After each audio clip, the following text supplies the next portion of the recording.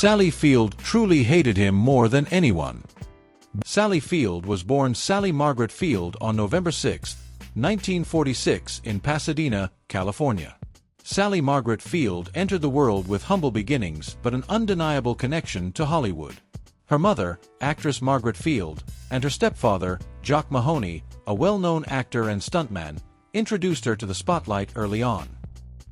Yet Sally's road to fame was far from easy. Her childhood was marked by emotional struggles, the challenges of a blended family, and a constant sense of loneliness she couldn't escape. She once described herself as a shy, insecure girl, but Sally's natural talent and charisma soon began to shine through. After graduating from Birmingham High School in Van Nuys, her first big opportunity finally arrived.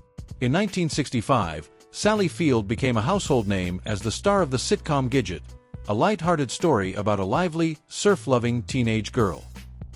Though the show lasted only one season, it was enough to showcase her charm, energy, and magnetic screen presence that captured the hearts of millions across America.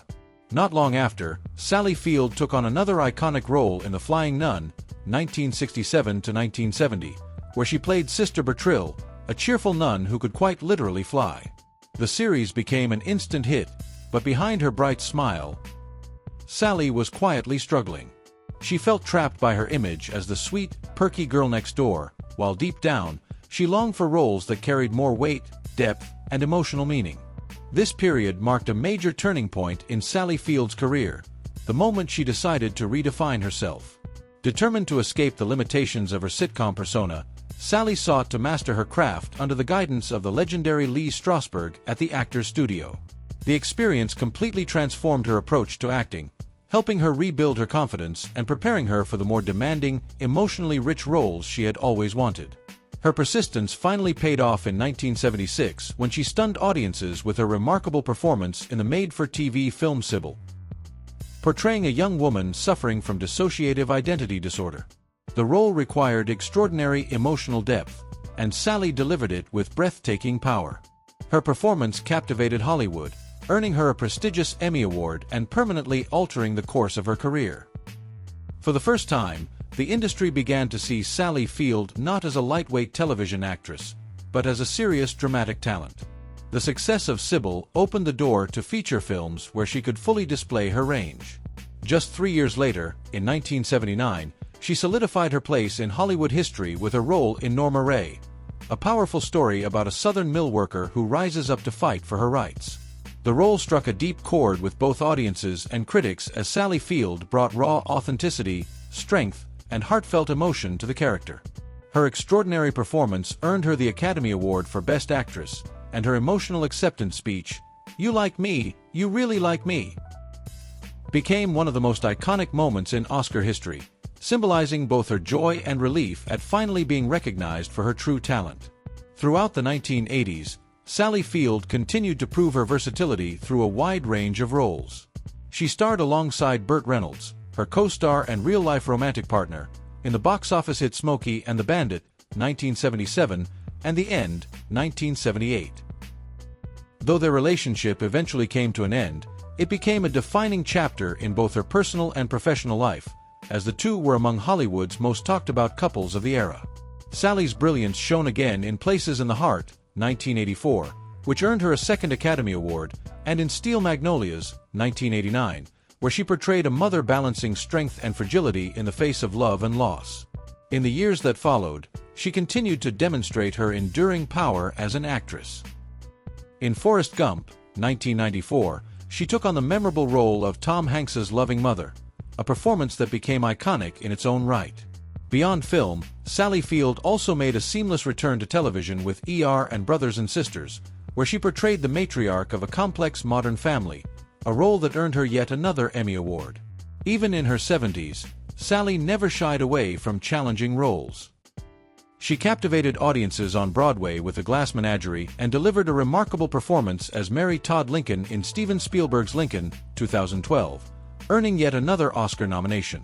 Beyond her extraordinary on-screen achievements, Sally Field has used her platform to advocate passionately for women's rights, LGBTQ+ equality, and mental health awareness, cementing her legacy not only as one of Hollywood's greatest actresses but also as a powerful voice for change.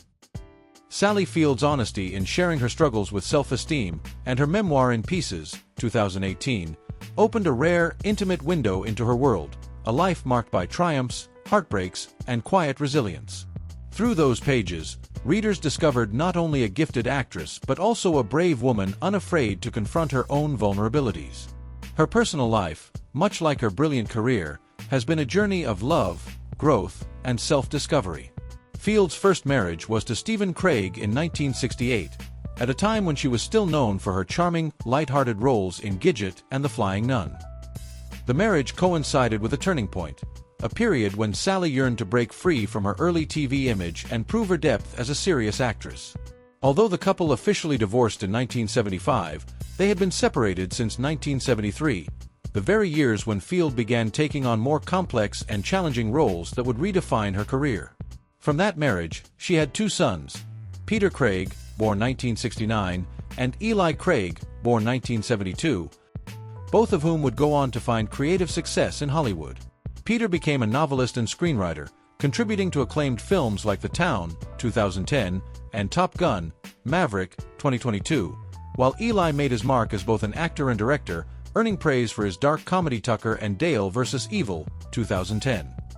Field has often said that motherhood grounded her, keeping her centered amid the chaos and pressure of the entertainment world.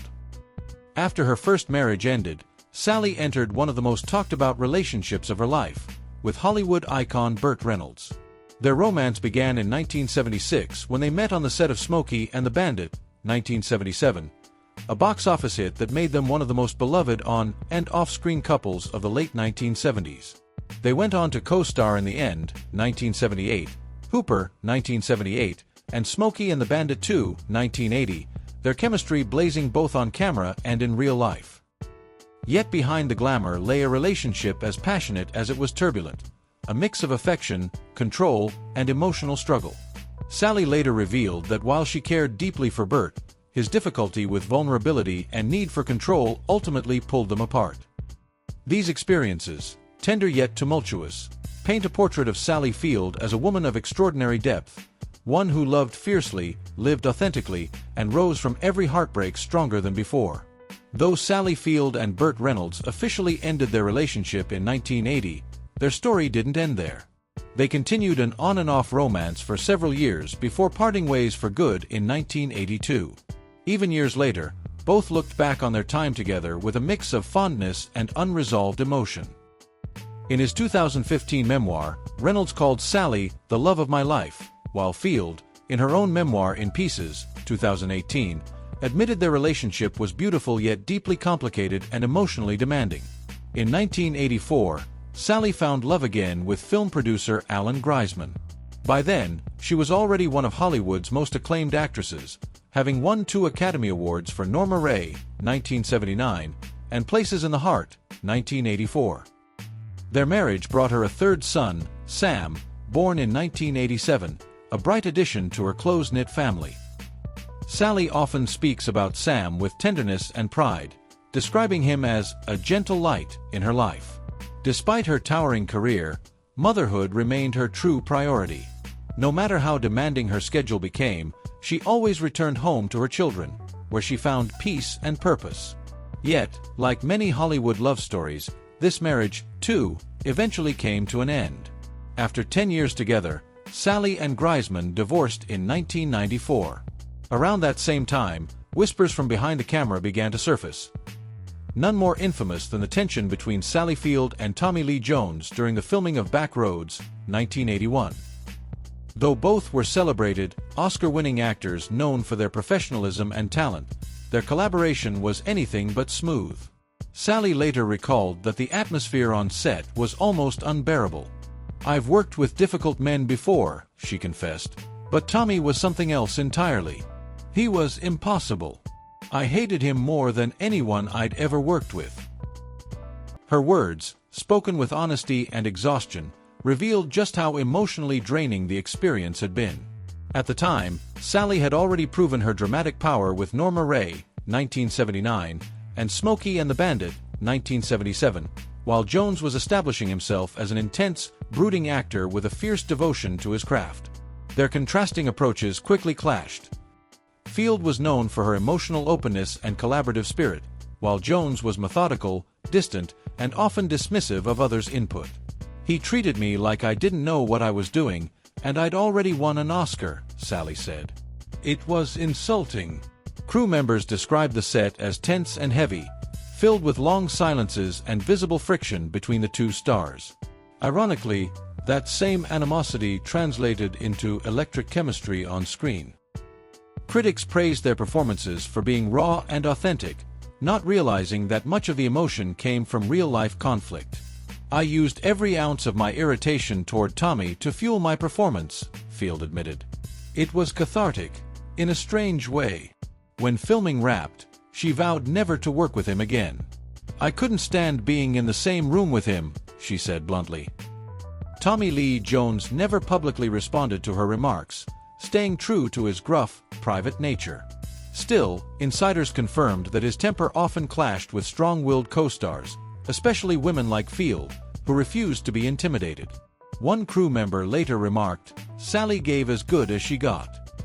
From passionate romances to fiery on-set rivalries, Sally Field's journey reveals a woman of both softness and steel, one who loves deeply, stands her ground fiercely, and continues to rise, unbroken, no matter the storm.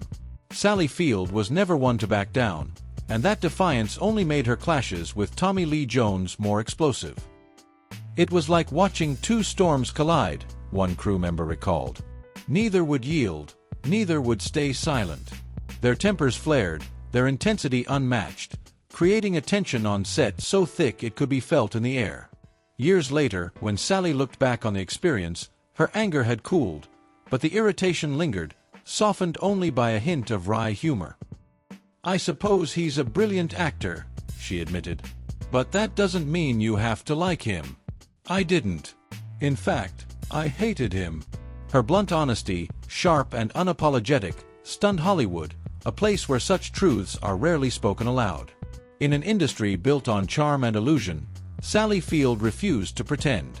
She was clear-eyed about the reality of her profession.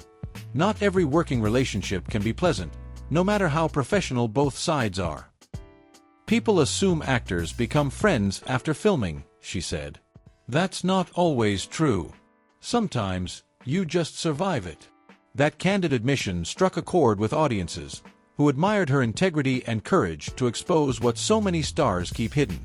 Even decades later, Back Roads, 1981, remains a small but unforgettable footnote in both actors' illustrious careers, remembered less for its story than for the firestorm between its leads. Both went on to greater heights. Field shined in Places in the Heart, 1984, and Steel Magnolias, 1989, while Jones cemented his legacy with The Fugitive, 1993, and No Country for Old Men, 2007. Yet, their brief collaboration stands as proof that creative brilliance and personal discord can exist side by side, sometimes feeding each other in unpredictable ways. And for Sally Field, time never softened her feelings toward Tommy Lee Jones. "He may be talented," she said, "but talent doesn't excuse cruelty. I'd rather work with anyone else." That statement, raw, unfiltered, and utterly fearless, captures exactly who Sally Field is, a woman who built her legacy on truth, passion, and the courage to speak her mind, no matter how uncomfortable that truth might be.